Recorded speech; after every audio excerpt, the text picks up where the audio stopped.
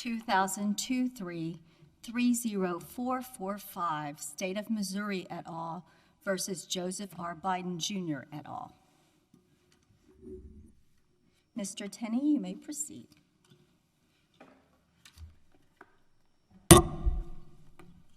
Thank you, and may it please the court. Plaintiffs would be entitled to a preliminary injunction in this case if they could demonstrate that a threat directed at conduct by social media companies causing them irreparable injury. They have not made any such showing despite months of discovery. The district court nonetheless entered a preliminary injunction, and that was erroneous for several reasons. The district court exceeded the bounds of a concrete case or controversy under Article 3 and impugned government discussion of issues of public concern. The court's injunction cannot be reconciled with principles of equity and cannot be reconciled with the requirements of Rule 65 of specificity. To give just a few examples, plaintiffs have urged, for example, that if there were a natural disaster and there were untrue statements circulating on social media that were damaging to the public interest, the government would be powerless under the injunction to discourage social media companies from further disseminating those incorrect statements. To take another example, plaintiffs urge that if in the course of a law enforcement investigation, a government official were to conclude that it was likely, although not certain, that posts on social media were part of a criminal conspiracy, for example, regarding human trafficking, that the government official would be powerless to bring those posts to the social media company's attention. These are just some examples. So you do not believe that either of those are covered by the exception or exclusion specifically contained in the injunction? Well, those examples would not be covered by any of the exclusions? That goes to the Rule 65 problem, Your Honor. We don't know whether they are. The plaintiffs have argued that they're not. So at best, where have they done that? That said your hypos would not be covered? I believe in the stay opposition, and I think also in their brief. They say that what the government can't do is discourage, the posting on social media. The exceptions are very unclear, and the carve out for permissible public government speech. Plaintiffs have argued in their brief and in their response brief covers only things that aren't otherwise covered by the injunction. They don't think that carve-out does anything at all. We specifically raised the question of whether it was uncertain. They say the district court said that if it was uncertain, then the government can't go after it. These are examples. These are things that they have no standing to challenge, don't cause them irreparable injury, and that are wrong on the merits. The court said that, or the plaintiffs told you that? I'm sorry. Who is the they? Who can't go after it? That was confusing. I apologize, Your Honor. I'm sorry. The plaintiffs, citing the district court's opinion, have said that they construe the injunction to mean that if it is uncertain whether conduct is criminal, then it is not covered by the exemption. Now, frankly, I'm not sure whether that's true or not. Our argument in this court is that the injunction is too vague under Rule 65, so I'm not going to tell you that it is or it isn't. That's part of the problem. But the fact that the plaintiffs say that it is illustrates both the vagueness concern and the overbreadth concern, and the way those two interact. Now, the problem here, just to be clear, is not just overbreadth and vagueness.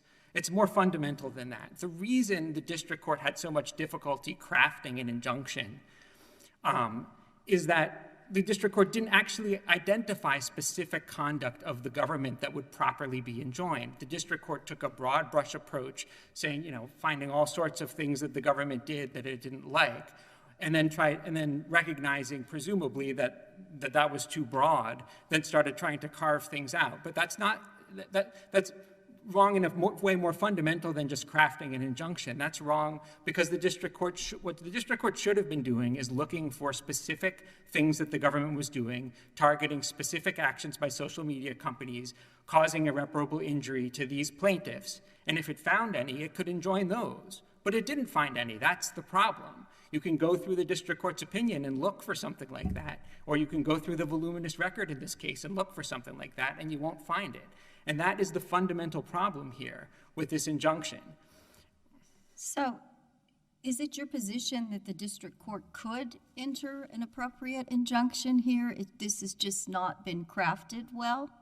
No, Your Honor, precisely the opposite.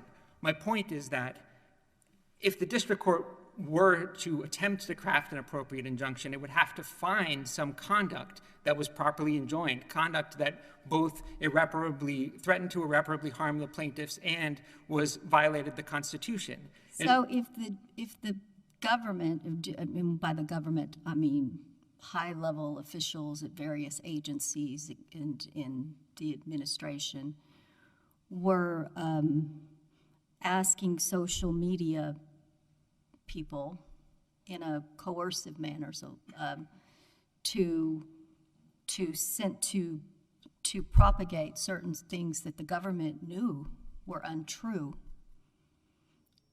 and to de-amplify certain things that it knew was true, or didn't know for sure one way or the other, but didn't fit its message, would that be able to be enjoined?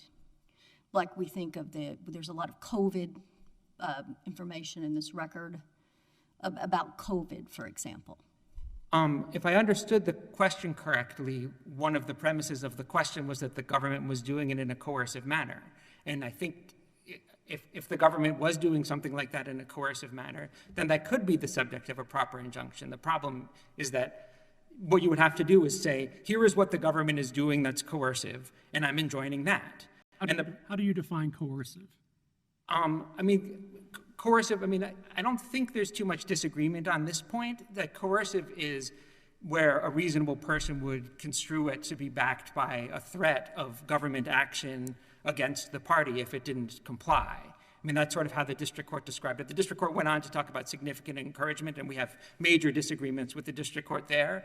But, the examples that in the case law, for example, banned in books, it's sending a letter and sort of threatening prosecution if you don't, comply with what the government wants. Are the recent findings and disclosures from recent U.S. congressional proceedings properly before us to consider? No, Your Honor, those aren't part of the record. I take it you're talking about materials that were attached to an amicus brief. Those are not part of the record, weren't before the district court. There's been no effort to enter those into the record in this case. So we can't take judicial notice of findings by Congress? You could take judicial... For particular committees of Congress? Are we allowed to take judicial notice of that? You could take judicial notice that a committee of Congress has made a finding, if they've made a finding, that the fact of the finding, you can't take judicial notice that everything in the finding is necessarily true and binding on the court, and it certainly wouldn't justify the injunction that the district court issued in this case. My answer to your question, which was about whether they're properly before the court, is that they're not. And I would love to stop there, but if the court is interested, I'm happy to discuss the materials in there. I don't think they changed even if they were properly before the court, I don't think they changed the picture very much. What they're talking about, as I understand it, mostly relates to, the first part of it was about COVID, of the amicus brief and the attached materials. It's not clear that that's ongoing. The district court didn't seem to think it was and thought the government was going to keep going on other subjects. So there's that problem. But then even on its face, the kind of pressure that's being discussed there, and this has been discussed in a number of cases in the Ninth Circuit in Kennedy versus Warren and O'Handley, and in the DC Circuit in a series of cases culminating in Penthouse, which was discussed in our brief. The sort of pressure that we're talking about is, relates to, the government is generically going to be angry. The government might make public statements against somebody. If you look at those materials, they reflect a back and forth. Facebook sometimes is willing to do what the government wants and sometimes isn't. Facebook refers to pressure from the administration and the press, administration and others. These are all, the fundamental First Amendment point, I think that the district court misunderstood here, is that when the president or representatives of the president or federal agencies come out and say things, they say, here's what we think is true, and here's what we think is not true, or here's what we think is a good course of conduct, and here's what we think is a not good course of conduct. Yes, that might influence people. People might want to get on the president's good side, or people might want just find it. You say, The way you say it is very, we're going to sit down and have a meeting, or we'll pass out some document. But what appears to be in the record are these irate messages from time to time from high-ranking government officials that say, you didn't do this yet. And that's my toning down the language. You didn't do this yet. Why haven't you done this yet? And so it's like jump, and how high? So there's some examples like that in the record. So it's not like we think this would be a good public policy, and we want to explain to you why that would be a good policy. Seems to be some very close working relationship that they're having these. This isn't being done fast enough. Like it's a supervisor complaining about a worker. Do you have any comment on that? I have several comments on that, Your Honor. I'd like to comment both directly on the materials that you're talking about and also about their Which are in the record. This is not the extra record. No, I understand. I'm sorry to interrupt. No, I'm sorry. Go ahead. I understand what you're saying. I'm talking about the record too, and I also want to put them in the context of this case. So I hope I have an opportunity to do both. Please do. Both talking directly. There was a back and forth. Sometimes it was more friendly. Sometimes people got more testy. There were circumstances in which everyone saw eye to eye. There were circumstances in which they disagreed. You wouldn't, if you were saying we're going to do this, if you don't do this, we're going to impose some penalty, some government regulation or sanction on you. That's not the way you would go about it. You wouldn't say, I'm really mad. You would just say, do this or else, and the or else would be clear. There's no indication in this record of what the or else is. What are they going to do? And then the other point I would... You have to always have the or else at the same time if you have a ongoing relationship. If you're having this really long relationship, can't the district court find and make a finding, a factual finding that this is enough? Because, you think about, and I'm certainly not equating the federal government to this, but this is an analogy, certainly probably an inapt analogy, so if you'll excuse me. Like if somebody is in in these movies that we see with the mob or something, they don't say and spell out things, but they have these ongoing relationships, and they never actually say, go do this. Or else you're going to have this consequence. But everybody just knows because they have. And I'm certainly not equating the federal government with anybody in illegal organized crime. But there are certain relationships that people know things without always saying the or else, and that are familiar enough. Your Honor, our position is not that the government has to say the or else explicitly. That's not our position. And that's not true. Everybody agrees on that. But it has to be there in the background, and nobody has identified what the or else is, with two exceptions that I want to discuss. One is amendments to Section 230 of the Communications Decency Act, and the other is some reference to antitrust law.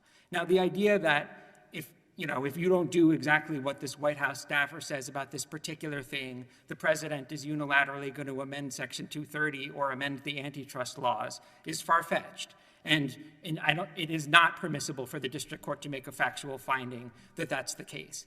And the other point two other points I would make, which more in putting it in context, the things that they describe as the most harsh and irate are not about conduct that causes any injury to these plaintiffs. They're about the president's own Instagram account. They're about efforts to obtain information from Facebook. The plaintiffs have not raised a circumstance where they said, where that sort of tone or anger was used in connection with the things that are actually before the court in this case. The other thing I would like to add, just in terms of putting it in context, if the district court, we think the district court was wrong to enter any injunction for some of the reasons that I've specified. But if the district court thought there are a few things that happened here, you still have to figure out what they were, and we don't think there were any. But there are the few things that happened here that went over the line. Then it would have to say don't cross that line anymore and would have to come up with it would have to say both, we think this is specific conduct, I can identify with specificity, it's creating ongoing irreparable harm, and I'm going to tell you, you can't do this anymore. Mr. Tenney, your briefs, really from page 1, they focus intently on government's ability to make statements to the public. At the podium today, you've mentioned government may want to come out and publicly say this or that.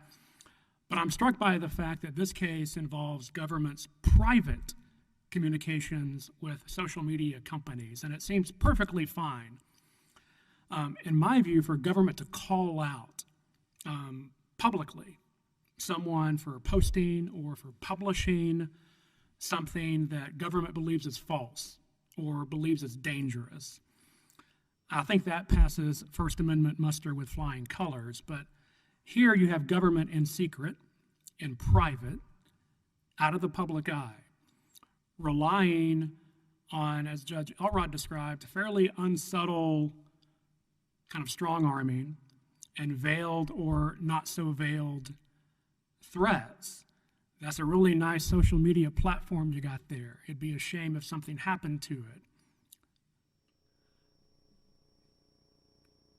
Any response to that? Yes, 2 responses. First, I'm glad to hear, although I obviously won't try to hold you to it, the first part of what you said. The district court enjoined a lot of things that you just described as complying with the First Amendment by flying colors. And so at a minimum, that would be, off that part of the injunction under the premises of your question, which again, I'm not going to try to hold you to, that would be off the table. So you think government public speech is enjoined here? Is that what you're saying? Because if it is, that's important for us to know. Well, the Is that plaintiffs the premise of the question? And I want you to answer his question. I'm just trying to, but what's the part that you think is good in his question that you think? I mean, the district court said permissible public government speech was, on matters of public concern, was exempt. I have no idea what that means. The inclusion of the word permissible seems to make it impossible for us to figure it out. The plaintiffs have identified some public speech that they think is enjoined. So if it just said public speech is exempt, then... Well, that would solve part of the problem. Not all of it, part of it. Okay, I'm sorry, go ahead.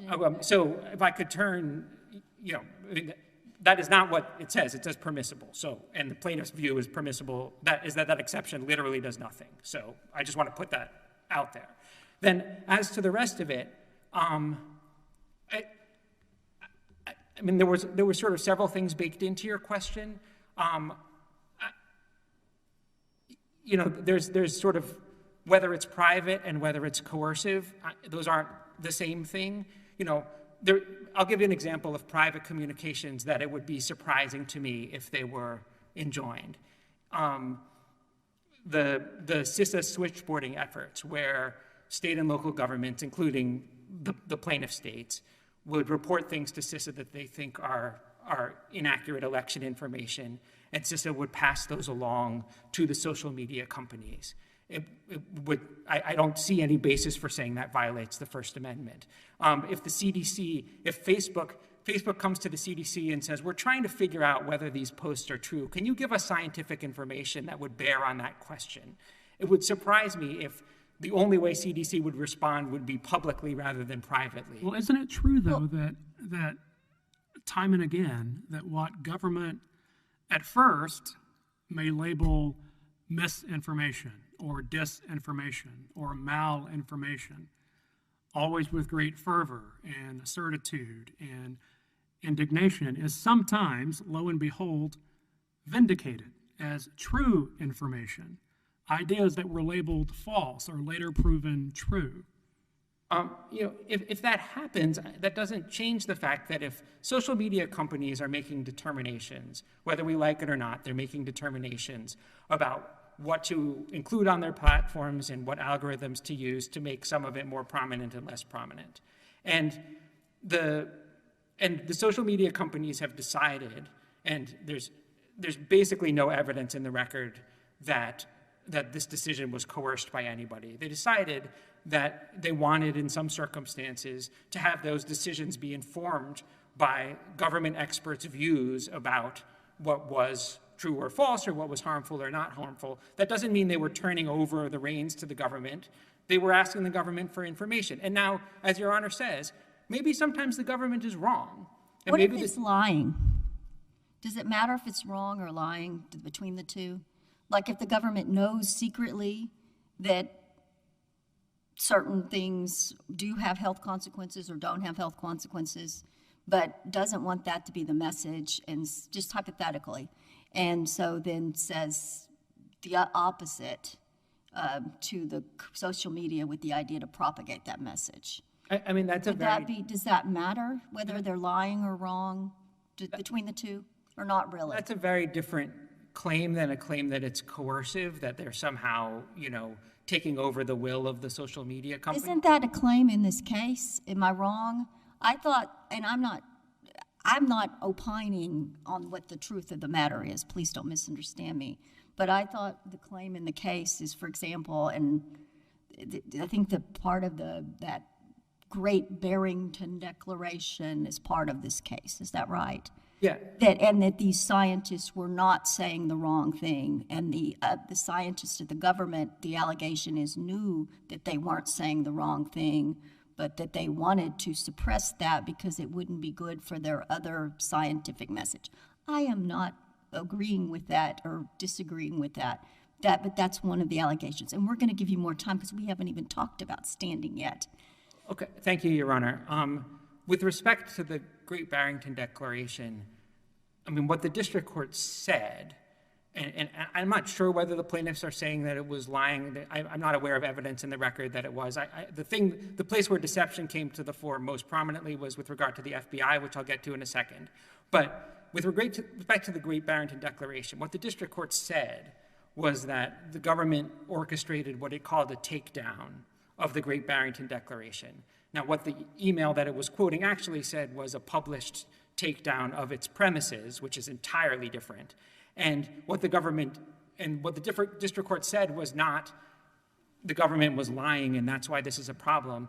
What the district court said was the problem is the government's motivation in making public statements, disagreeing. I mean, this is at the heart of what your colleague referred to earlier. This is where the government made public statements saying, we disagree with some of the statements in here. We don't think this is good policy. And the district court said that's unconstitutional. Now, that just cannot be right. And then when you get to the FBI, which is where the deception theme came in, the thing that was allegedly deceptive was the FBI's refusal to comment on a pending FBI investigation. That's it. That's what the district court said. That's what the plaintiffs say. That's the whole thing. I'm sorry, which one was this? This is the Hunter Biden investigation. There were questions about the laptop. The FBI said no comment. In the record, it's clear the reason the FBI said no comment was that the fact of that investigation was not public, and the FBI doesn't comment on public investigations. Is it in the record? And I'm honestly, I don't know, so please correct it, that they said, oh, you need to be very careful of these foreign sources in the same conversations to try to dissuade any follow-up on that when allegedly there's a claim that they knew about that. Is that in this record, or is that in the publicly available information that's in the world today that should not be considered? I'm not sure what the same conversation you're referring to is. With the social media people. The record reflects that the FBI generally expressed concerns about a type of investigation. I mean, a type of conduct called hack and leak, where you would, obtain illicitly materials and then leak them. The record also reflects that the social media companies were independently already concerned about that, at least in the view of the FBI witness. And so that, the possibility of such a thing was discussed. The record reflects that... In the context of that laptop specifically, since you mentioned it. I want to be careful about saying in the context of. There was public testimony in the record that someone had heard rumors that it had to do with Hunter Biden, and then a subsequent clarification by the same person that those rumors did not come from the FBI. And so I just want to, I mean, at the end of the day, what the district court said and what this court is reviewing is that they warned of hack and leak operations, which is something I would submit that the government can do. This is a threat, to our potential foreign influence in American elections. And the FBI can say, we're worried that these sorts of things are going to happen. We think they've happened before. So the court can disagree and say that that's unconstitutional if it's not done publicly. I would strongly urge the court not to do so. We're going to give each side 5 more minutes so we could just go through standing really quickly. You have made a lot of standing arguments that there was the lack of standing. Are there posts made by state officials that were allegedly censored in this manner? I get that you think it was not coercive, but assuming our spot that part, are there government official posts from state governments? And if so, why doesn't that provide standing for the state officials? Okay, I believe there were 3 that the states identified, one of which I think there was even some dispute about whether it was really a state official. But there were 3 that they identified. I appreciate that you set aside the point that there's a dispute about whether that's really traceable to the government.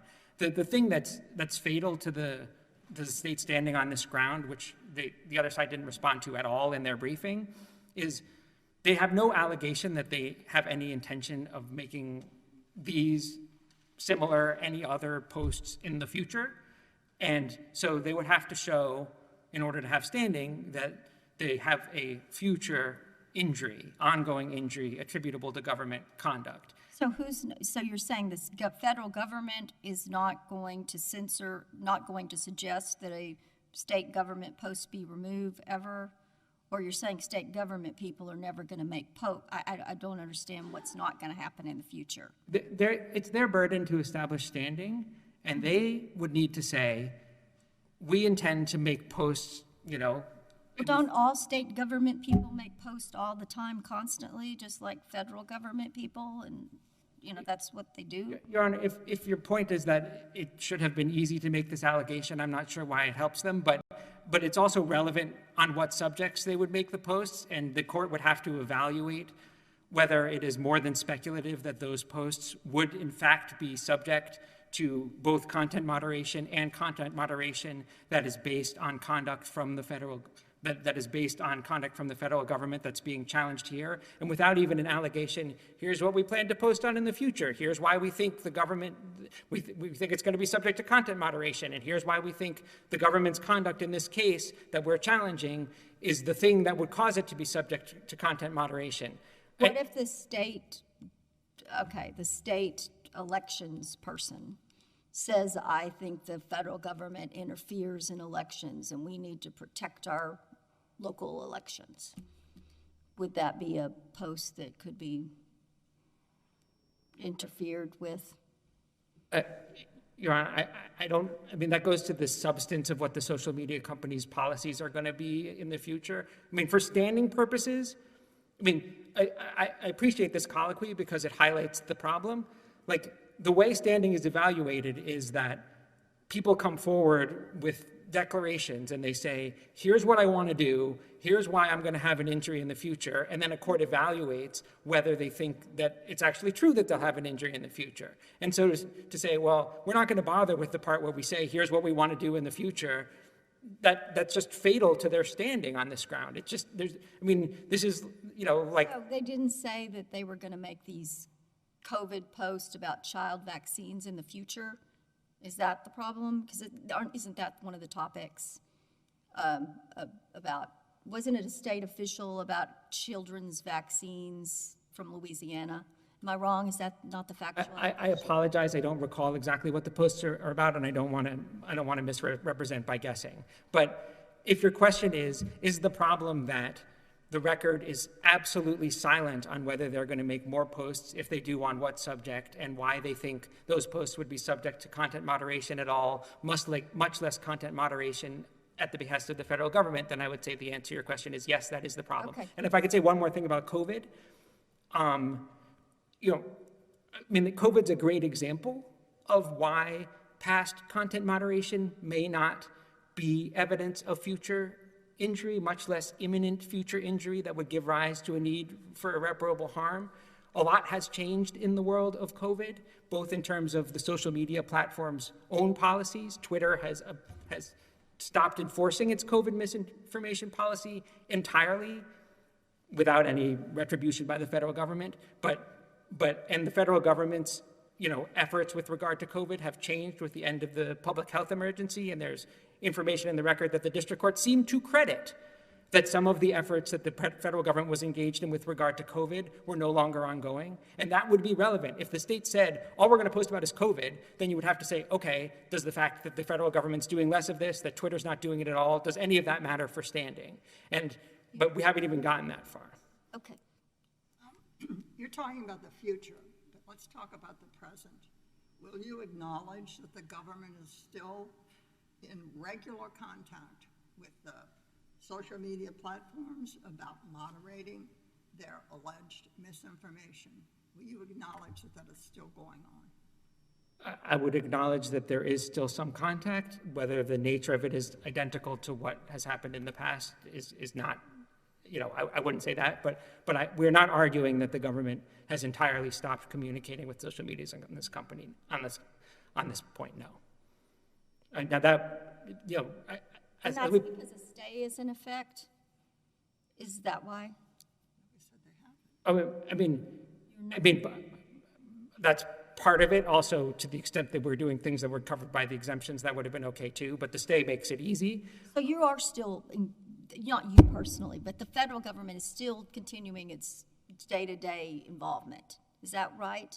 I'm not sure what day-to-day involvement is. We're not arguing that this case is moot. This is another problem with the district court's analysis. The district court's analysis of irreparable harm kept talking about voluntary cessation and whether it's moot and whether they still have standing. That's not our argument. We're not saying all of this is over and nothing's happening anymore. But the point is, to show irreparable injury, you have to say, here's what's going to happen imminently in the future. Here's why it's likely, not just non-speculative, that it's going to happen. And then you have to make your showing with evidence. And that's just one of the many problems here. I'm over even my extended time. I'm happy to keep talking if there are more questions. Thank you. You have saved time for rebuttal, so we appreciate it. Thank you, Your Honor.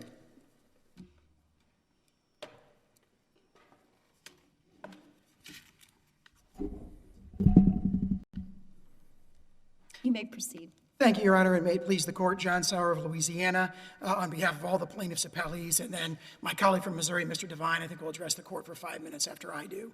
I want to start by asking the court to imagine a scenario where senior White House staffers contact the book publishers, Amazon, Borders, Barnes & Noble in the United States, and they tell them, we want to have a book burning program, and we want to help you implement this book burning program. We want to identify for you the books that we want burned, and by the way, the books that we want burned are the books that criticize the administration and its policies. And suppose they said, we want to be partners in this book burning effort, and when they didn't get the cooperation they wanted, for example, one time they said, hey, here's 12 authors we want you to pull off the shelves and burn. These are the really bad ones. You got to burn those books. And the booksellers probably said, well, we don't really want to do that. Then 2 days later, the White House press secretary was at the podium and said, these booksellers need to burn more books. And the president supports a robust antitrust program to go after them. So they need to do more to go after these books. And later they started sending emails that contained implied threatening communications like, oh, you haven't burned enough books. You haven't let us help you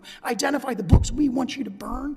And therefore, internally, we're considering our options about what to do about it. And when they lose their temper, they use the F-bomb against the booksellers. And then all of a sudden, in the middle of July of 2021, there is a 1, 2, 3 public punch where the White House press secretary and the Surgeon General stand at the podium and they say, these books are poison and we are going to hold you accountable, a word that the district court expressly found carries with it the threat of consequences for letting these books be on your shelves. And And then a few days later, the White House Communications Secretary also goes public, and she says, we're just exploring legal liability against you because you haven't burned enough books. And we're looking at repealing a piece of legislation that gives you a huge subsidy worth billions of dollars if you don't burn more books.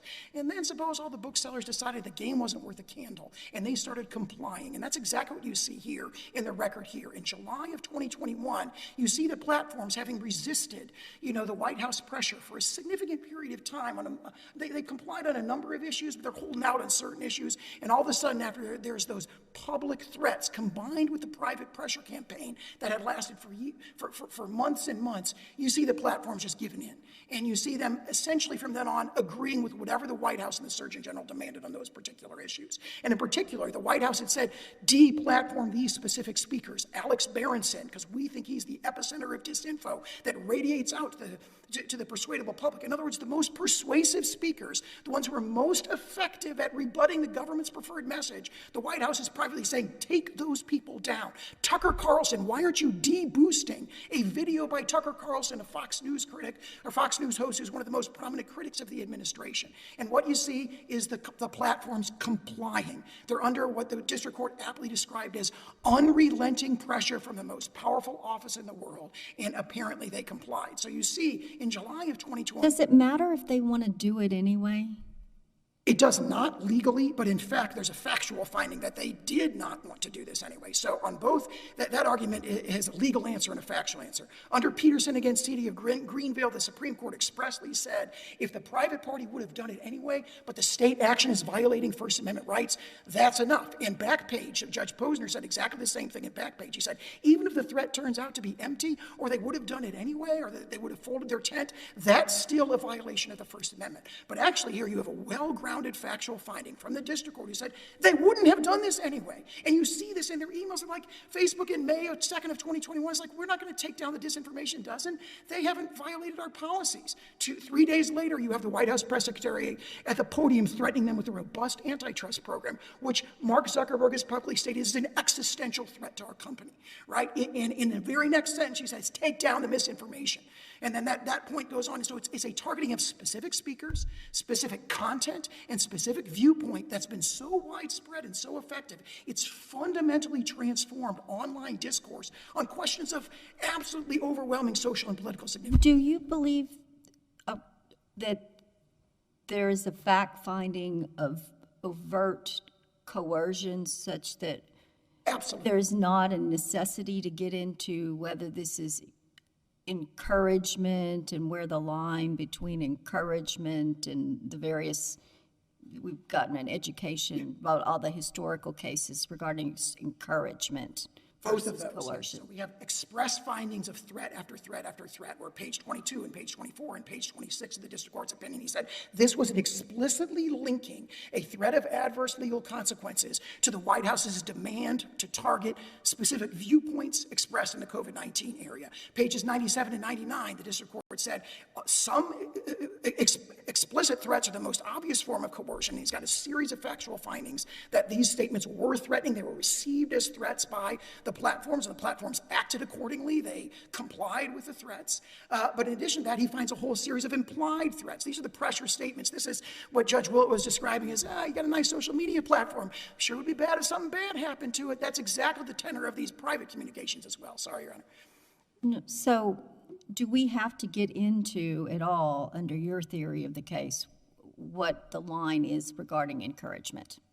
You do not, because whatever that line is, these facts are way beyond it. So if you look, for example, the threats cases, Backpage, Bantam Books, Acquetti, cases like that, and compare this to the threat in the Backpage case. That's a letter from a sheriff to credit card companies saying, we don't want you to do business with Backpage, implying that there might be some federal, criminal, or civil liability if they do, even though he's got no enforcement action with respect to that, and asking for a contact person to talk to. And you compare that to, in this case, what the district court found was a whole series of threats in public and in private, going after legal consequences that would have impacts of worth billions of dollars to these companies, combined with this relentless demand for, again and again and again, from all these federal agencies just peppering them with, take down these accounts, take down these speakers. You have the FBI sending 1 to 5 times per month a demand for removal of specific speakers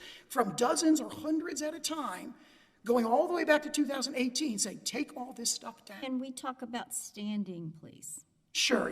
I'd like to talk to address the first 2 points that were addressed in the questions to my colleague before. You had asked about the state standing. Do the states have direct censorship injuries? The answer is yes. They're laid forth in the Flesch Declaration and the Bosch Declaration that are in your excerpts of record, where it talks about multiple state officials and state agencies made specific postings on social media platforms that were taken down, and the district court, with express reference to those, found that was caused by federal pressure. They said this is happening right when the federal agencies are pressuring the platforms to take this kind of stuff down. And this includes Evidence in the record to conclude that they were expressly caused by federal pressure? yes, and what the district court cited on this is the timing, the chronological identity. Right when the feds are pushing them to take this stuff down, that's when these posts gets taken down. That's what the district court found. That's not a clearly erroneous finding. And in fact, you see that same reasoning in Bantam books, in Backpage, Is that and Acquetti. primary state standing argument that but wouldn't that be the most straightforward? Why wouldn't that be the? That gets us. That's there. Why are you not talking about that? Absolutely agree. Their response to that is not that this didn't happen and not that the federal government didn't cause it, because we've got a non-clearly erroneous finding that it did cause it. Their argument is you haven't said that you're going to do this again in the future, and that's just wrong. Paragraph 7 of the Bosch Declaration, which is in your excerpts of record, expressly says she is the communications director of the Louisiana Department of Justice, the Louisiana Attorney General's office. We posted a YouTube video that's a picture of constituents talking to legislators about mask mandates we disagree with. That got taken down right when the White House was saying take down that kind of stuff. And that's what the district court found. And her declaration says, now that that's been taken down, we can't put up similar content in the future. So their argument is directly contradicted by the record. That is the evidence before the district court. And there's a finding from the district court that the states are facing the imminent threat of ongoing future censorship injuries. Based on our evidence, that's not a clearly erroneous finding. Yes, Your Honor. With respect to the state that you're seeking to redress, is it the censorship on the social media or the government's interference with the social media platforms' content moderation? I would say it's the governmental interference has caused the censorship. So there are no platforms that are defendants in this case. We haven't challenged what the platforms are able to do independently. Our argument is when the platforms make decisions, it has to be relieved from the boot of federal pressure and federal coercion that we see going back to 2017 in this case, including threats, secret meetings, to Judge Willett's point, secret meetings starting in 2017 where the FBI is brokering meetings and coordinating with senior congressional staffers who are flying out to Silicon Valley. This is all in the testimony of Elvis Chan, secretly meeting in Silicon Valley with the senior content moderation officers of these platforms, showing them adverse legislation. This is what we're going to pass unless you start censoring things. And Elvis Chan opined, having directly participated in that process, opined that the platform's ability, our willingness to start cooperating in the demands for censorship of election-related speech were directly caused by that pressure. Intense pressure is what he calls it, actually, in his master's thesis of all places. So we have direct findings of causation. The district court finds that on page 134 of its opinion, that is what caused it. So that is what the states are challenging here. And the states' injuries are actually fourfold. There's the direct censorship injury. That alone clearly gets us past the Article 3 threshold. But also we've alleged that we have a sovereign interest in knowing what our constituents think and feel about the great issues of our day. And Flesch and Bosch attest that our communications people sit on social media all day and follow what Missourians and Louisianans are saying on that. That's so important. We've got to be able to craft messages and know what policies we're adopting to be responsive to our citizens. We cited the Story case that radically reinforces that as a state interest, where he says, like, going back to 1863, as everyone knows, going back to the Federalist number 56, where Madison said it, everyone knows state legislators have a sovereign interest in knowing what their constituents think and feel, and that's directly impacted. Government, vis-a-vis the state federal government? Yes. So in other words, the Louisiana Department of Justice and the Missouri Attorney General's office put in declarations saying our communications directors follow Missourians and Louisianans' speech about COVID, about elections, about all the topics that the federal government has interfered with here. They follow it closely on a daily basis, and it's imperative that we know what our constituents actually think and feel. And we can't know that because half of that stuff is being suppressed. The viewpoints that the federal government doesn't like are just silenced on social media. It's hard to overstate. That's why the district court found in this case this is arguably the most massive attack on free speech rights in American history. Let me ask you what I asked Mr. Tenney. Are we free as a panel to take judicial notice of or otherwise consider the recent findings or releases or disclosures from recent U.S. congressional proceedings? Yes, on the judicial notice point, as Judge Elrod pointed out, judicial notice is a situation where there's no reasonable dispute about the authenticity of the document. And if a congressional committee has released something saying this is an internal email to Facebook, which, by the way, directly reinforces the evidence we have on our side, which is the direct communications with the White House officials, the court can easily say we take judicial notice of the fact that that's a document whose authenticity cannot reasonably question and can weigh and consider that evidence. And all that evidence just powerfully reinforces the overwhelming evidence of coercion we have in this case. You have a really interesting snapshot into what Facebook's C-suite is saying. They're emailing Mark Zuckerberg and Sheryl Sandberg and saying things like, why were we taking down speech about the origins of COVID, the lab leak theory? And they're like, well, we shouldn't have done it, but we were under pressure from the administration. That's internal emails. Or an internal email from Nick Clegg right after that July full court press of pressure and threats from the White House. Nick Clegg emails internally and he says, given the other fish to fry we have with the White House, I think we ought to de-escalate here. So exactly what you expect Facebook, that totally reinforces the district court's specific findings that these were all perceived as threats. And that's exactly what Backpage and Bantam Books and Acquetti and cases like that say, well, we know this was threatening because look how they reacted. Okay, so we have two types, and you said there are four. There's direct censorship, which is the government officials as a speaker. There's a sovereign interest as a listener. Yes. Which there's a lot of briefing on whether listeners can be, that's good enough. And then what's the third and the fourth? Yeah, and just on that second point, was fascinating is Carol Crawford, the CDC witness in her deposition, volunteered that she agrees with that second interest. She said, look, I want them to take down the misinformation, but I gotta know what was censored because otherwise the CDC has to craft messages that are response to them. So she echoes the very thing that we said in our declarations. The third one is a closely related interest, which is the states have a sovereign interest in having fair, free, and unbiased processes to petition the government. So one thing you see in the White House emails is the White House says, we want you to crack down on groups and Facebook groups and so forth. And these are the things that our declarant, Jill Hines, one of the plaintiffs in this case, said, I tried to organize these Facebook groups in Louisiana and I couldn't do it. And by the way, her most recent declaration, the one that was filed in May of this year, says this is interference is still going on. The notion that there's no more COVID censorship is not true at all. She says, and so as a result of that, I can't put together 18,000 Louisianans to magnify our voice and petition the government for redress of grievances. No, and that's a sovereign interest for us. We got to hear from those people. So it's related to the second one. One of the amici, I guess it's the Stanford amici that was unopposed in allowing that brief in,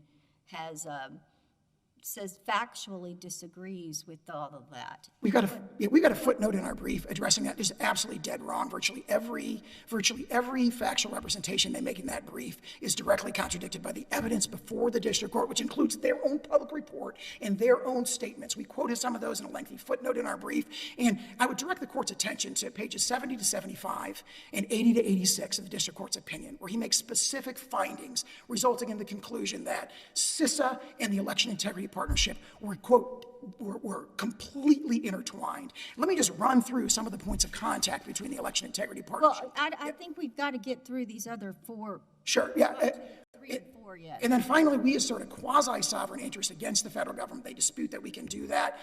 The parties have briefed that, and actually my colleague, Mr. Devine, is prepared to address that parents' So patriae he's going to arguments. talk about Brackeen and whether Exactly, it's yes. good law. Okay. Yes, yeah, and our position, of course, is Massachusetts against EPA has not been overruled. It's still good law. It directly addresses it. What's 4? So That was number 4, was that quasi-sovereign interest. what So was 3? the state's injuries are direct censorship injuries of our own speech, interference with our ability to hear our constituents' voices on social media.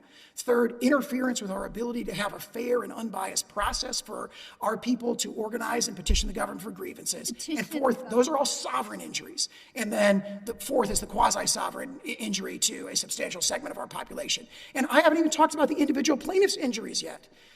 Only one plaintiff need have standing. The individual plaintiffs alone have like obvious standing. There's a factual finding from the district court that plaintiff Jim Hoft is currently subject to an ongoing campaign by federal officials to target the content on his website, and that is corroborated by the affidavit that he put in May of this year, where he says, look at all the ongoing harassment I've been receiving. This notion that like COVID censorship is over is totally unsupportable. 2 weeks ago, I gave a talk about this very case at NCLA, our co-counsel's office, criticizing federal government censorship. It was taken down the next day by YouTube. I was censored as a lawyer for the Louisiana Attorney General. Do not tell me that Louisiana doesn't face ongoing censorship injuries as a result of federal interference. But the plaintiffs also have a whole series of injuries. Sorry, go ahead, Your Honor. Assuming arguendo, and this is just an arguendo question, that we decide that the individuals do have standing, but that the states don't, wouldn't that affect the scope of the injunctive relief? I was looking at this morning to address that question, and I don't see how, because the injunction is not framed as don't do anything with respect to the states. It just says don't do these things that take things down from social media. And the individual plaintiff's standing is broad enough to address all of that, because among other things, one of the second interest they address is they say, look, we follow all these people, everyone that the federal officials targeted, the disinformation dozen, all the people listed in the Virality Project. Jill Hines has a declaration. She says, I follow 86 of these people on social media, targeted by every single one of these federal agencies. And the Supreme Court held very clearly in Virginia Board of Pharmacy that when you take down Tucker Carlson's video, it's deboosted due to federal action, so you never see it in your news feed. That injures Tucker Carlson and the people who follow him, the 3 million people who follow him equally. They both have a First Amendment injury because the right to listen is just as fundamental as the right to speak. And these plaintiffs assert the right to listen. They assert the right to listen to virtually every single one of the speakers that was silenced by federal censorship in this case. They follow the New York Post with the Hunter Biden laptop story being taken down. They follow when Robert F. Kennedy Jr. is booted off of Instagram because Jennifer Psaki demanded that they take him down. Our plaintiffs follow Robert F. Kennedy Jr. They're just as injured under the First Amendment, and that's the second injury. And that injury is, I think, really is so comprehensive that it just really neutralizes all the arguments they've made about saying, oh, the injunction is too broad. I do want to address the alleged breadth and vagueness of the injunction. What I would like to do is direct the court's attention to two sources that relate to the alleged breadth of the injunction. If you look at the operative verbs in the injunction says you can't pressure, induce, encourage, or urge. And the government says, well, we just don't understand that. Those verbs are too broad. Those verbs' meaning is very plain. It's right there in the dictionary. They're broad, but they're not vague. And here's evidence of that. Norwood, the foundational case about state action, the Supreme Court said it is axiomatic that you cannot induce, encourage, or promote. Two of the very verbs that are in the injunction, encourage and induce, are the verbs that are in the Norwood decision.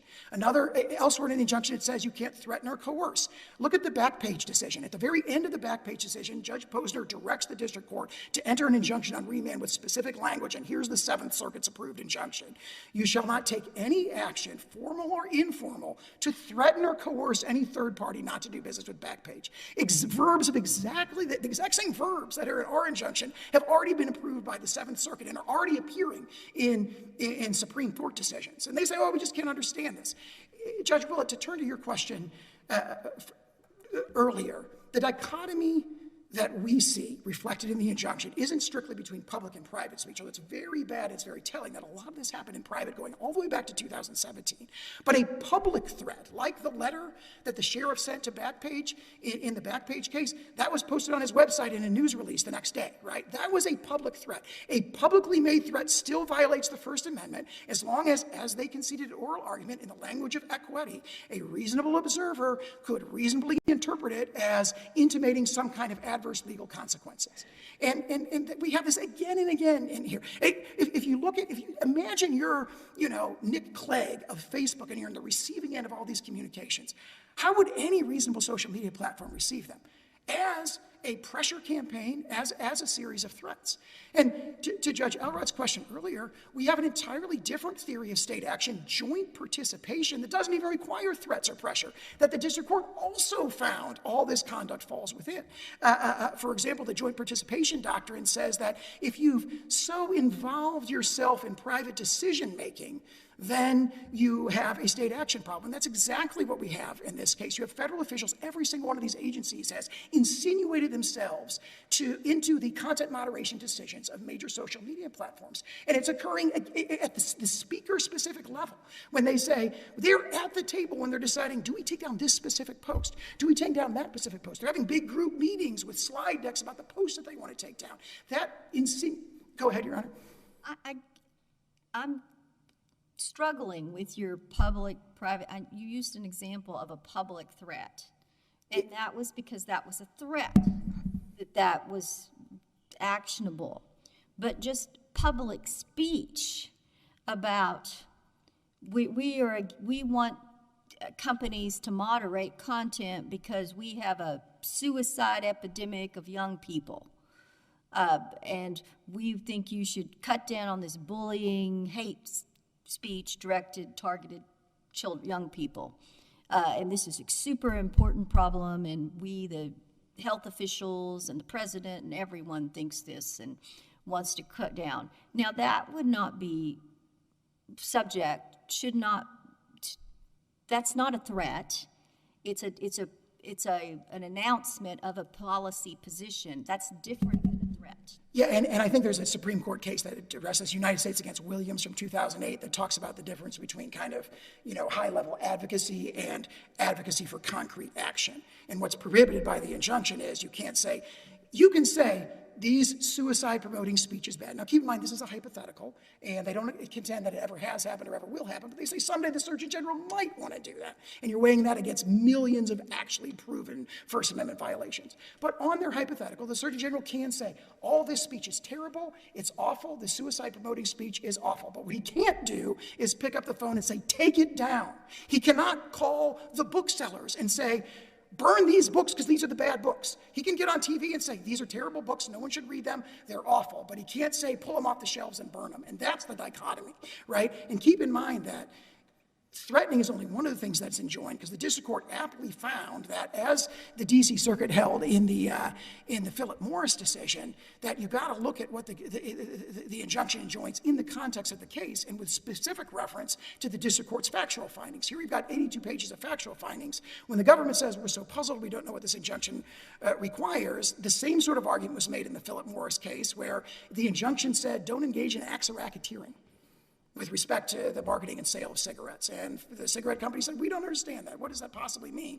And the D.C. Circuit said, go read the 4,088 findings of fact that flesh that out. And the same response is available to the government here. We've got 82 pages of specific factual findings that they largely ignore in their briefing in this case, and those flesh out the meaning of the injunction. But the dichotomy is between... Viewpoint, does the injunction cover the two hypotheticals that Mr. Tenney began his argument with? The earthquake hypothetical, I think it's that same dichotomy. You can say this earthquake-related speech that's disinformation is false, it's wrong. The government can say it's bad, but the government can't say, social media platforms, you need to take it down. Just like the government can't stand at the podium and say, Barnes & Noble, you need to burn the bad books, burn the communist books, whatever it is. They can't say take down speech on the basis of content and viewpoint. And that's really the dichotomy that the First Amendment already imposes on the government. This isn't like a novel burden. The notion that federal officials should be publicly saying take down social media posts is a new thing. It's a brand new thing that basically started after the 2016 election. In our country, we don't have a history of federal officials publicly or privately demanding that books be burned in social media platforms. Censor speech. As you know, there are different merits theories at play here.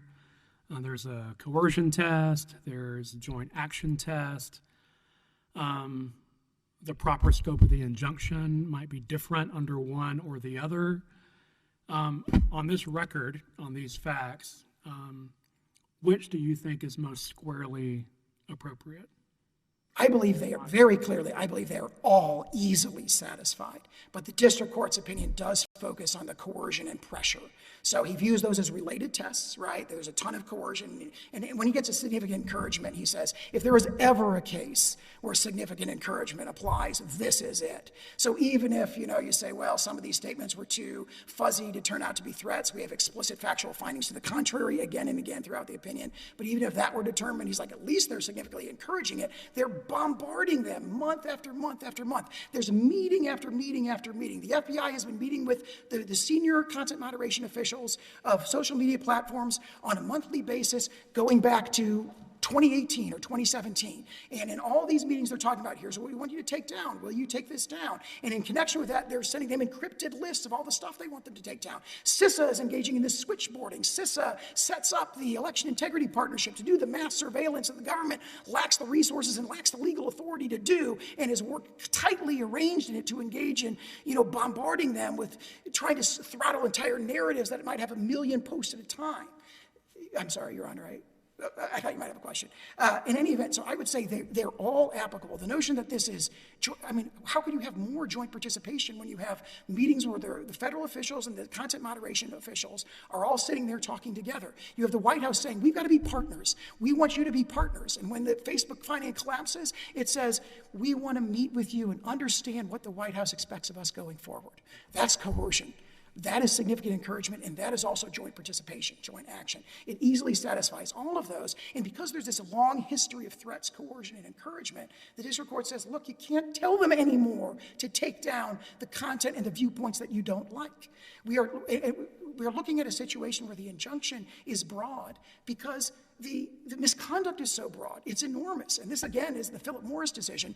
The D.C. Circuit said that. They said, yeah, this is a really, really broad injunction, but you know what? We've got, dozens of pages of factual findings showing that you engage in misconduct for years. Here, the district court has unrebutted factual findings of millions. That's the quote. Yes, Your Honor. The complaint doesn't even mention WhatsApp and TikTok and Snapchat, many other very popular social media platforms.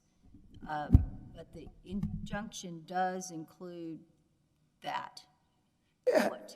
How is that appropriate? The complaint talked about social media platforms generally. But it does and not if you look at the those specific ones, and the plaintiffs don't have accounts on, or it's not listed that they do. As we pointed out in the brief, we have accounts. The plaintiffs say they have accounts in about 7 of those. There's a finding, for example, that the FBI is meeting with 7 major platforms. The Election Integrity Partnership had 9 major platforms that include TikTok, Reddit, Nextdoor. Injunction when the plaintiffs don't even have accounts for those, and they're not covered by the complaint. Is that overbroad? No, because we have evidence that the state communications directors monitor speech across social media platforms. And of course, what happens on social media is that content is cross-posted, right? A TikTok video gets reposted on Twitter. A Facebook Why post. doesn't it cover it good enough for your purposes if it covers it from the ones that your clients have? Well, my client's the state of Louisiana, and what the state of Louisiana says is we look at all of them, right? I mean, that's, if you read the Bosch and Flesch Declaration, they say we're monitoring social media activity across these accounts. And the plaintiffs say, hey, we've got accounts on 7 of these, and then the evidence shows that the EIP is involved in 9 of them. All the ones you mentioned are right there in the evidence with the federal government directly interfering with speech on those platforms. So there's at least 9 in the record, 7 that 7 or 8 that CISA and the FBI meet with, 9 that are affected by the Election Integrity Partnership. And so, and also keep in mind that the government makes a lot of threats that are addressed to platforms generically.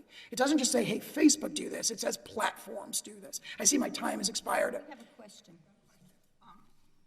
Was the activity of the FBI as egregious as the activity by the White House? They're different, and I believe they're both very egregious. The FBI engage in deception. So for example, with respect to the Hunter Biden laptop story, they said, oh, all they did was to decline to comment a pending investigation. That's obviously not true. There's lengthy findings about this in the district court's opinion. He said they deliberately seeded the platforms with misleading information that a hack and dump operation is coming, a hack and dump operation is coming. There's rumors it's going to involve Hunter Biden, guys. And these are on the agenda of the emails that we have in discovery or in the record saying the hack and dump operation is coming. And then when the story, and they had the laptop in their possession, there's a finding to that effect, they knew that it wasn't Russian disinformation, and then having primed the platforms to expect it as a hack and dump operation when it actually hit, then they said, is this Russian disinformation? They said, no comment.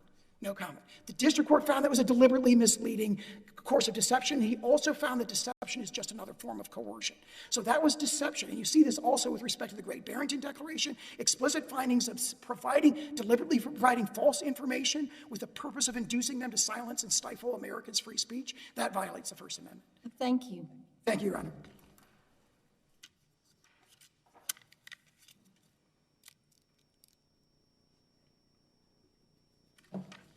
Mr. Devine. May it please the court, Joshua Devine, Solicitor General of Missouri. I want to focus just on state standing and dive a little bit deeper into some of the arguments that my colleague, Mr. Sauer, already previewed. Are you going to rely on the parens patriae, or you want to not focus on that one? I don't think we need to rely on parens patriae. I want to make a couple points about that, but we have 1.5 million different theories of standing where there isn't any circuit split, so I'd prefer the court to go with one of our other theories of standing. So that's not your strongest one, and you want to move on? Exactly. Okay. So I do want to leave the court today with 2 key points, and one of those will be a little bit about parens patriae. First, the federal government's actions have harmed the ability of the states to operate as sovereigns. And second, if we get into parens patriae, every single time that a state has asserted a quasi-sovereign harm, every single time, the Supreme Court has allowed that case to proceed under a parens patriae theory. So on the issue of sovereign harms, there are sort of 2 sovereign harms here. My colleague, Mr. Sauer, addressed a number of them already with the state's own speech being taken down. There is a finding on page 138 of the court's opinion where the court says, the court makes an express finding that this is likely to continue in the future for a lot of the reasons that the court has already said. Every official in every state is constantly posting on social media. This stuff gets taken down all the time. Other than the one affidavit and the one paragraph, is there anything else in the record to support that? I think the chronology of, like my colleague, Mr. Sauer, said, the chronology here shows that this is related to all of the other suppression that the federal government is responsible for. But again, we're posting public meetings in front of local county governments, things of that nature, where individuals are coming to speak. The individuals who are being censored over these matters. Are they still getting taken down? I think the most recent example is my colleague Mr. Sauer's takedown just a couple weeks ago. Now, there's a second aspect of sovereign harm as well. The Supreme Court has long recognized what James Madison said in Federalist 56 and what courts have said for centuries. Government cannot function unless individuals are able to freely speak in the public square. Here's what the Supreme Court said about this in 1949. The vitality of civil and political institutions depends on free discussion. It is only through the free debate and free exchange of ideas that government remains responsive. So when the federal government blocks individuals like Plaintiff Jill Hines from organizing, speaking to the community, speaking to the government, it deprives the states of the information we need to exercise our sovereign functions.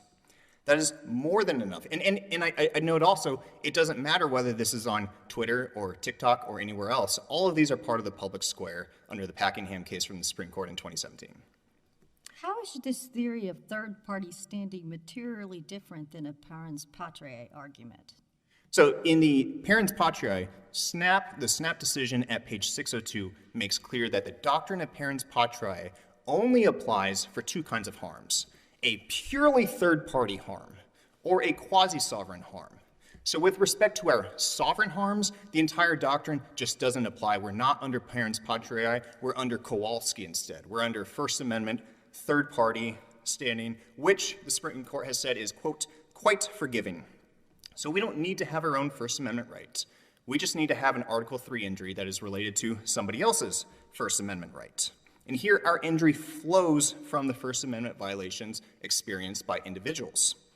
So now my colleague on the other side says, well, you can only assert this if there's an enforcement action against the plaintiff, and that's not true. Bantam Books expressly rejects that idea.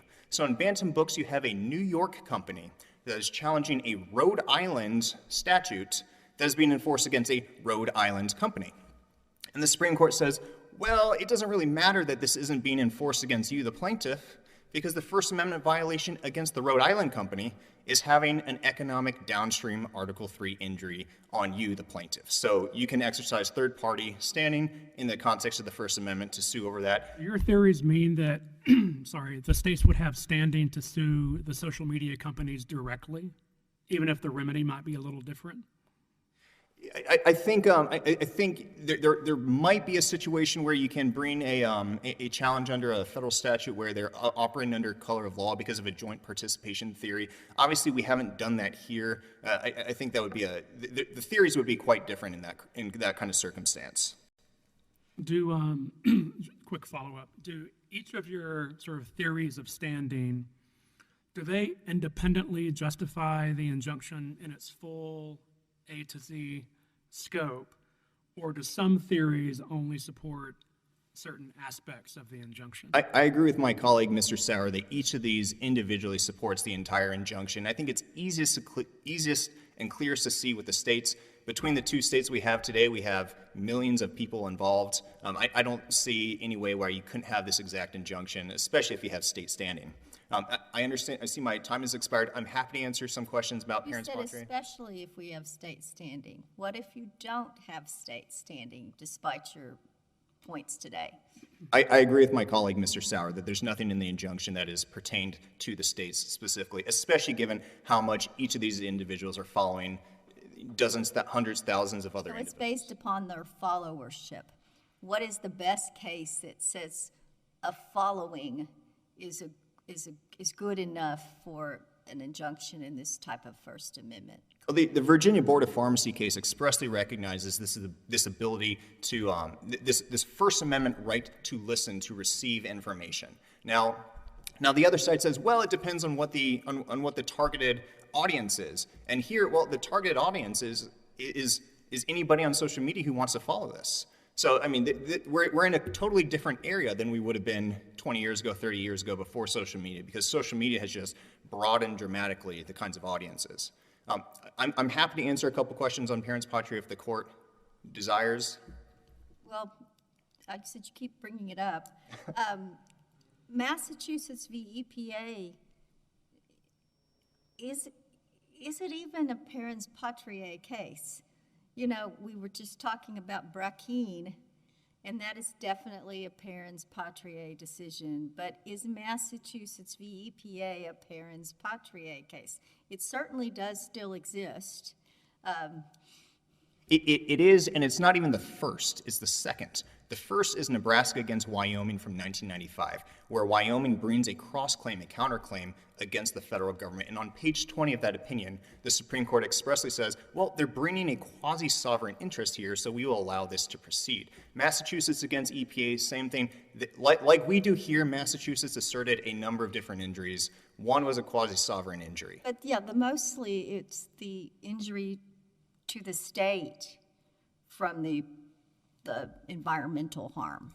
Yes, that's right. And the Supreme Court in footnote 17 of that opinion says that this is a quasi-sovereign interest. They distinguished this from Mellon, which expressly said it did not involve a quasi-sovereign interest. And the same thing is true in Brackeen as well. If you look to footnote 11 of that opinion, the Supreme Court faults Texas for raising only purely private claims. It says Texas it did not raise anything that, quote, involved a concrete injury to the state. That's the problem in Texas. Now, you do have this quote that the other side relies on where it says you can't bring a parents' patriae action against the federal government.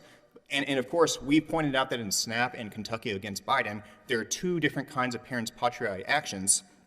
So I would just focus this court's attention on the recently decided Supreme Court case, Turkaya Halk Bunkazi. Please don't make me say that twice. Where the court says general language in judicial opinions should be read as referring to, in context, to circumstances similar to the circumstances then before the court, and not referring to quite different circumstances that the court was not then considering. The Mellon bar. We have your argument. Okay. Thank you. Thank you very much. Thank you. We appreciate it. You saved time for rebuttal. Well, Thank you, Your Honor, and thanks for the extra time. Oh, sorry. I want to just start by talking about the facts. The plaintiffs cite the district court's findings, and then they cite their own, in their brief, largely their own findings, proposed findings of facts. And it's really important to look past those and look at the underlying documents that are in the record, because as we pointed out in our brief, and I'm not sure the plaintiffs really dispute this, there are circumstances in which those things do not match up. And a couple of them came up from the podium today. I'll just point those out as examples. But my general point here is, there's a voluminous record of documentary evidence. The plaintiffs had proposed findings, the government had responses to those, and the proposed findings cite particular materials. And so just to give two examples that came up from the podium. The first was the district court's finding about what it means for somebody to be accountable. The citation's a little confusing there, but I think what the district court was referring to was 14822 of the record, with the deposition of Mr. Waldo. And what he said, the question was, do you agree that accountability includes accepting the consequences for when you do something wrong or inappropriate? And he agreed with that. Now that's accountability in the sense of, I'm accountable for, in another place in the record, President Biden said, people should look in the mirror and, they should be accountable in that sense. And so the district court said, they admitted that accountable means consequences. Well, you have to look at exactly what these people said, and it's really not the way the district court portrayed it. The second thing is, they say the press secretary threatened them with legal liability. As we pointed out in our brief, the district court put in quotation marks words that the press secretary did not say at that press briefing. You have to look at the actual press briefing. You can't just say, they're doing all of these threats, they're threatening people with legal liability. Look at what she said. And what she said is just, there was a litany of policy proposals, more privacy protections, robust antitrust. They talk about reforms to Section 230. These are the sorts of things a press secretary has to be talking about. The other mention of antitrust, as we discussed in our reply brief, was in response to a question about oligarchies. And she said, we support reforms in antitrust law. These are not threats. The idea that you would say, those statements by the press secretary meant that if you don't follow specific directions from the White House about taking down particular posts, we are going to change the antitrust laws and change Section 230. If the district court made a factual finding like that, it's clearly erroneous. I'm not sure the court actually did, but if it did, that's clearly erroneous. That is not supported. What about the president's own comments that social media platforms are, quote, killing people, unquote? No threat in that statement, but powerful nonetheless. Correct. It may be a powerful statement. And so the legal question then would be, is it proper for a district court to say the president can't make powerful statements trying to persuade the public about what people should or should not do? the president isn't subject to this injunction, is he? I thought he was specifically excluded. That's correct. But so, if the press secretary had said that about the president's views, that would be subject to it. And it's extraordinary to say if the president's view is that certain conduct of disseminating information is harming the public safety of the United States of America, that the press secretary cannot express that view. If it's backed by a threat, if it says, and if you don't do what we want, then this will happen to you, that's different. That's what the cases are about. But that's not what happened in this case. For any of this, it's not just that one. They haven't named one. They flag things. They flag, they say the FBI got a 50% rate of having the posts that it identified taken down. I'm surprised it's that low. Usually the FBI is probably right about whether it's foreign influence or not. The social media companies, the idea that the social media companies felt like they had to bend to the FBI's will when half the time they didn't, this doesn't support any of these theories. I'd like to just point out the chronological point we made in our brief. Twitter and the other social media companies adopted policies in 2020 about COVID misinformation. They say this is attributable either to a White House pressure campaign that began in 2021, which is obviously not true. We didn't go in a time machine.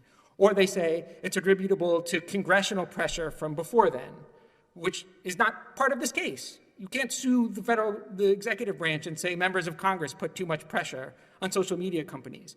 That's their whole theory of coercion. The whole thing falls apart on the facts. Now, just a couple points about what happened in the district court, and I see my time is running out. They say you don't have to get into social significant encouragement. I think I heard him say that. For some agencies, all the district found was significant encouragement, not coercion. So if, he may think that it satisfies this. Does coercion necessarily entail a threat, either overt or covert? Isn't a directive itself enough to constitute unconstitutional coercion absent an or else consequence? I guess I'm not sure what a directive means without a threat. Like, do this. Why haven't you done this? Get this done. F-bomb, do this. So the F-bomb thing, to be clear, is not about content moderation at all. So I just put that out there. But I think the reason things, if you yell and scream at somebody to do something, but there's no consequence if they don't do it. No, I don't think that's coercion. Wasn't it about taking something down? What? Wasn't it about taking something down? No, it was about the president's Instagram account and something that had happened to it. Okay. Two last points. About what happened in the district court. The question about whether you can take judicial notice is only part of the question. The other thing is these materials were not even, maybe the district court could have taken judicial notice. We would probably dispute that. But these materials were not before the district court. They're not a basis for upholding the district court's conclusion. If the plaintiffs had come in with a new declaration on appeal, that might be admissible evidence, but that doesn't mean this court could consider it in this appeal. So that should just be out. And on a related topic, in terms of what was in the district court, on listener standing, the district court didn't adopt listener standing. I see my time is up. If I could wrap up very quickly. And all the district court said on the subject in the context of class certification was it didn't think the plaintiffs had established, that they were harmed by things that happened to other people. And that just ties into the point that standing is not dispensed in gross. You have to find for each claim as to each defendant, each thing you're trying to enjoin that it's going to harm these individual plaintiffs. Thank you, Your Honor. We request that the preliminary injunction be reversed. I just wanted to close by reminding the court, if the court is disinclined to do that, I would just remind the court that we have asked that the court extend the stay for at least 10 days in case the Solicitor General wishes to pursue Supreme Court review. Thank you. We have your argument. We appreciate all the arguments here today. The court will stand adjourned pursuant to the usual order.